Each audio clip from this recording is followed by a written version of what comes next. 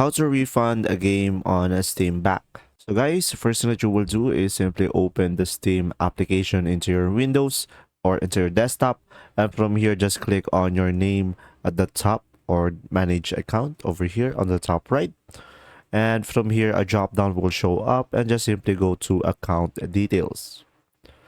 And from here just simply go ahead and click on view purchase history. From here, you should be able to see all of your purchases, and just simply select the game that you want to refund. And after that, guys, select the I would like to refund option and click on I like to request a refund.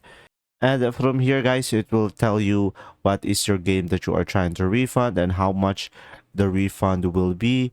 And down below, you should be able to see a survey. So just simply answer the reason why, and also you can add additional notes if you want to discuss further. And after that, just simply click the submit request button. So guys, remember that you are only eligible for a refund if your purchase is less than 14 days and you have a less than 2 hour of playtime. And remember, the refund will be on your Steam wallet. It will take up to 7 days to get your refund. If this video was helpful, please like and subscribe, and thanks for watching.